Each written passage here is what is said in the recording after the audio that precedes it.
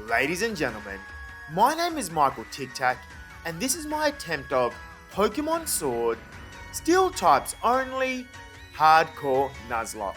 Okay, first things first. Guys, I just hit 1,000 subscribers.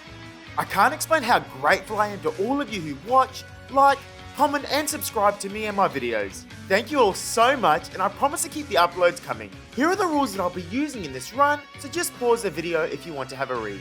Also, I won't be Dynamaxing in this run to make it a little bit harder. We meet up with Leon and he gives us our first Pokemon. However, none of these are Steel types or evolve into Steel types, so we can't use any of them. I do go for Groki in the end, as this does mean Leon will get a Cinderace in the championship match, which is good against Steel types. Our first and only encounter we get in this area is Rikiki. However, this little bird cannot technically be used until its final evolution. With no real choice, I do end up using it until I get my first Steel type. I name him Lami and continue on. Do you want to pick a nickname of one of my Pokemon in future videos? Leave a comment below as I randomly pick them for each video. As usual, I change into an outfit which is fit for a Steel type user. Well, kind of. So I'm grinding for the hot battle ahead, and this happens. That's right, a shiny Squovert. I can't believe my luck on this. Although I can't use it, I still catch it and I name him Forbidden. After taking on Hop and catching the train to the wild area, we can now look for our first usable Pokemon. The first Pokemon I find is a Honedge in a den. I catch her and name her Myla. I do some more searching and I run into a den with a Riolu. He is caught and I name him Obi-Wan. Next we wave a stick with a feather at Obi-Wan and feed him plenty of curry to make sure he evolves once he levels up. With that done, we can make our way to Motorstoke. I register myself for the gym challenge and I have my first conversation with Bede.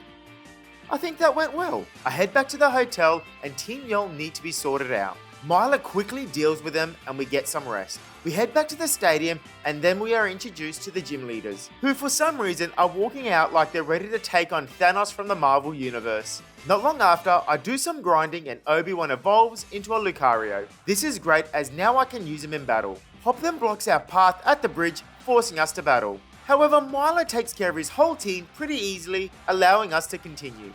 In Route 3, we have access to another encounter, Clink. I catch it and I name it Walteri. Then in the Galar Mines, we come across a Drillbur. Although it can't be used yet, I still catch him and I name him Gundrop. We now get a chance to take on Bede after our lovely conversation back at Motorstoke. Myla is just too strong for his team and she can shadow sneak through them all pretty easily. Once outside Galar Mine, we can grab our Route 4 encounter, Meowth. She's named Sloppy and it goes straight into the party. We head to the first gym, herd some Wooloo and then proceed to take on Milo. Milo is once again the star of the show. I use a sword dance twice, which raises my attack to 4 stages. From here, I simply use Aerial Ace to take out Milo's Pokemon. Eldegoss does actually survive the first hit, but falls once followed up by Shadow Sneak. Milo gives us a firm handshake, and more importantly, our first gym badge. We help out this old man against Team Yell, and then he gives us a bike in exchange. Hop then blocks our path again, and wants to punish his Pokemon by having another battle. I decide to give Sloppy some airtime, and I lead with her. I set up with Hone Claws a few times, while protecting and getting some leftovers recovery. Then I start Seed Bombing and Metal Clawing my way through Hop's Pokemon, taking them all out. Before I head to take on Nessa, I do update my clothing to something more fitting of a Steel type user. Now we can finally take on Nessa and her water types. Also, this is a great opportunity to showcase Obi-Wan for the first time. He sets up a nasty pot, raising his special attack to +2. From here, Obi-Wan simply one-shots Nessa's entire team one by one with Aura Sphere. Even her Dynamax Dreadnought crumbles to a single hit from Obi-Wan. Nessa is not happy about the result, but she still gives me the badge and we leave. Bede runs into us at the mines and once again I let Myla off the leash. She sword dances to raise her attack, then starts slicing through Bede's Pokemon with Shadow Sneaks, giving us another simple win over him. In the mines we can also find another encounter, Stunkfish. He is caught and I name him Lupus. We then run into Kabu, who for some reason trains his fire types against water types. I mean, I'm not here to judge, but wouldn't it be easier to train it against bug or grass types? On our way to the hotel, we run into Officer Raymond, who is quite honestly the happiest person I've ever seen. Even once beaten, he's ecstatic about it. Once at the hotel, we have our first battle against Marnie. Lupus can take care of our Krogunk with a Mud Shot. Then I switch in Myla, who takes out Scraggy with a couple of aerial aces. She then sends out her last Pokemon, Morpeko. Marnie then opens up to me about how her next move will express her true feelings. So I switch into Lupus and she goes for a bite.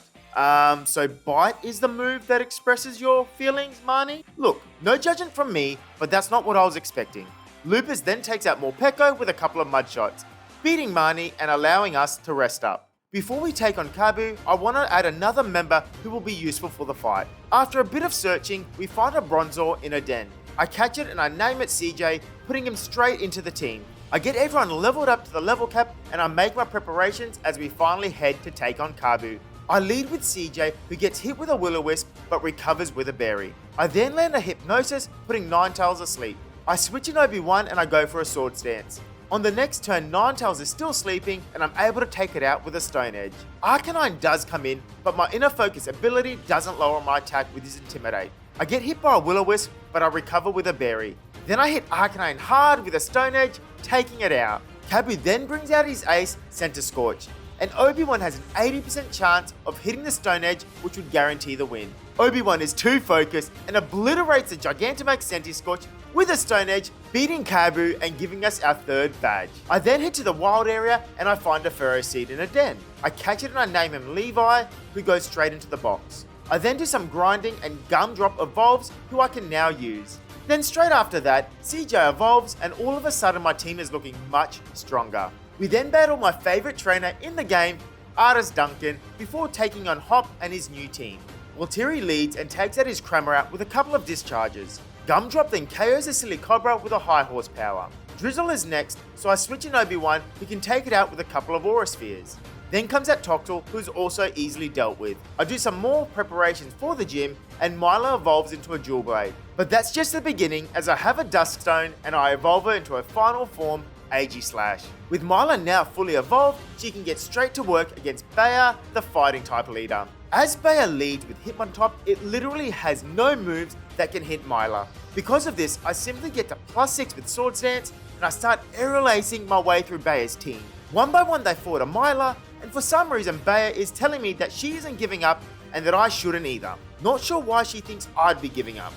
Anyway, she brings out her Gigantamax, my champ, and Myla sends it back to Bayer with an aerial ace. With Bayer defeated, we can get our 4th badge and move on. We run into Bede, who has officially lost his mind. Myla comes in and puts all of his Pokemon out of their misery by Swords Dancing and then Shadow Sneaking. Sonia keeps talking about a Sword and Shield Pokemon being the savior of the Galar region.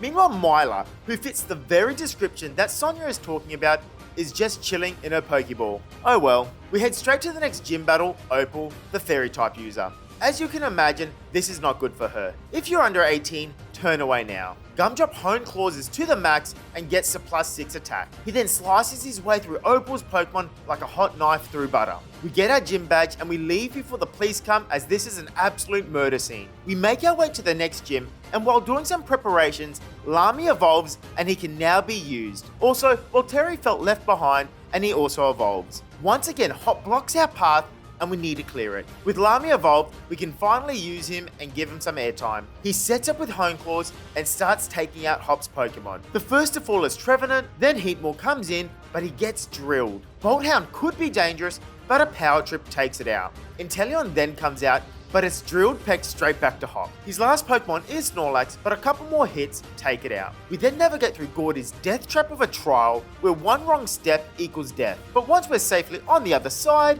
we can finally take him on. I lead with Obi-Wan, and not wanting to mess around with his shell-smashing Barbacle, I take it out with an Aura Sphere. Sonjournia comes out, but it also falls to an Aura Sphere. Next is Shuckle, and now I can safely Nasty Plot to +6 special attack. From here, Shuckle goes down to an Aura Sphere. Then his Gigantamax Colossal comes out, only for Obi-Wan to crush it.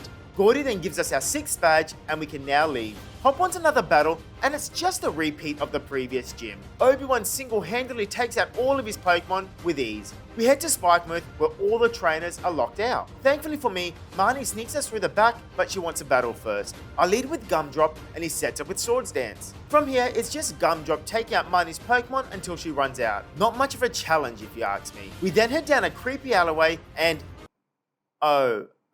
is this a bad time? Maybe I should come back later. After Marnie gives a stern talking to the grunts, we interrupt Piers' performance so we can battle. He leads with Scrafty, who hits Obi-Wan with a fake out. On the next turn, Obi-Wan takes out Scrafty with an Aura Sphere. Next is Obstagoon, who can't really hurt Obi-Wan. Because of this, I set up a few nasty pots, getting me to +6. Then Obi-Wan finishes off the rest of Piers' Pokemon with little effort, giving us our 7th gym badge. Also, I managed to make all his grunts get on their knees and start crying. I do kind of feel sorry for them. We have one more badge to get, and it's a dragon badge from Raihan. Usually this is a scary fight, but not this time. I lead with Obi-Wan and CJ against his Flygon and Gigalith. Obi-Wan nasty pots, raising his special attack, and CJ takes a crunch from Flygon before he sets up a Reflect, reducing physical moves. Gigalith then sets up a Stealth Rocks, which is fine. Obi-Wan then goes for another nasty pot while Flygon hits a crunch on CJ. CJ then does some damage on Flygon with a heavy slam, and Gigalith does big damage to Obi-Wan with a body press. I switch in Gumdrop for CJ, and Obi-Wan takes out the Gigalith before it can do any more damage. Flygon does crunch Gumdrop, but it doesn't do much. Sandaconda comes out, so I double team it to take it out as I don't want it to paralyze any of my Pokemon. Then Flygon goes for a Breaking Swipe, dropping our attack, but Obi-Wan is a special attacker, so it's fine. Duraludon comes out, and I think Raihan knows he's about to lose, as he plans on sending everyone in the stadium flying. Okay Raihan, you need to relax mate. Duraludon does Gigantamax, but I double team him to make sure he's taken out in a single turn, probably saving everyone in the stadium at the same time. Obi-Wan then finishes off the Flygon, and we have beaten Raihan and grabbed our last gym badge. As we make our way to the championship matches, we have one more encounter we can get, Duraludon. This has a 1% spawn rate, so it did take some time to find. However, I catch him and I name it Homer. I decided to add him to the team as I've never used one before. With our final 6 Pokemon locked in, we make our way to Wyndham, where the championship matches are being held. Our first opponent is Marnie, and the new kid on the block, Homer, will lead. I set up with 2 Hone Claws, raising my attack by 2, and then follow up with a Brick Break on Lipard, taking it out. Scrafty is next, and thankfully it doesn't have Intimidate, which allows me to take it out in one hit. Marnie then sends in Toxicroak, who keeps going for Sucker Punch. Because of this, I keep going for Hone Claws until I'm maxed out. From here, I simply take it out with a Dragon Claw. Morpeko is next, but it stood no chance. Last is a Gigantamax Grimmsnarl, who does survive a Brick Break. Thankfully, it can't take me out, and I finish off the battle on the next turn. Hopper's then next, and although he looks very serious and focused, it doesn't help him. Obi-Wan sets up with a few nasty pots against his double, and then starts taking out his Pokemon one by one, like their sparring partners. Inteleon did outspeed, and I forgot it had a Max Quake move.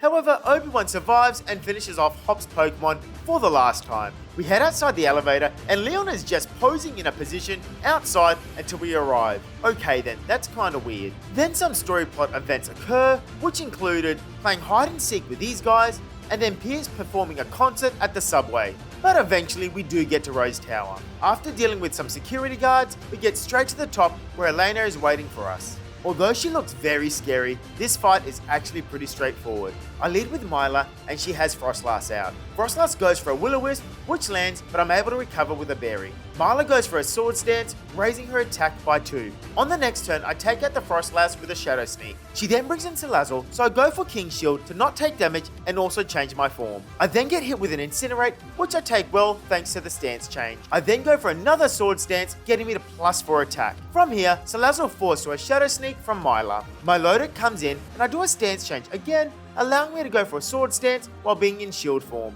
Myla then goes for a Shadow Sneak on Milotic, taking it out in a single hit. Next is Serena, and I can finish her off with an Aerial Ace. Elena's last Pokemon is her Gigantamax Garbodor. I go for a King Shield to stall out one of its Gigantamax turns, also taking minimal damage from a Max Quake. I then bring in Lamy for free as it goes for another Max Quake. Lamy then protects and barely takes any damage from a Max Rocks form. From here, 2 Drill Picks finish off her last Pokemon. Elena is clearly over all of this and she just wants to go home. Next up is the championship matches. Before we can actually start, Beat needs one more beating. I lead with CJ so he can set up a Reflect, reducing physical attack damage. I then bring in Obi-Wan, who gets tickled from a crunch. I go for a nasty pot and then get smashed from a crit play rough. Not being able to risk another crit, I go for an Aura Sphere, taking it out. Gardevoir is next, but a Flash Cannon gets the job done. Next up is Rapidash, and one more Flash Cannon gets the KO. I love how Beat is being picked apart by Obi-Wan, and he still thinks he's going to beat me. He sends out Hatterene, who does Gigantamax, but a single flash cannon from Obi-Wan sends it straight back to Bede, giving us the win. With Bede taken care of, we can finally start the championship matches. Our first opponent is Nessa, the water type user. She leads with Galissapod and I have Lami out. Lami drill picks Galissapod and forces an emergency exit. Barraskewda comes out and does good damage with liquidation. However, Lami is still able to take it out with a couple of drill pecks. Nessa then brings Galissapod back out, which is just a sacrifice as Lami destroys it. Seeking is next, so I bring in Homer. I set up a few Hone Claws, then Dragon Claw the fish to its death. Pelipper comes in, but it also takes Dragon Claw to the face. Her last Pokemon is the Gigantamax Dreadnought,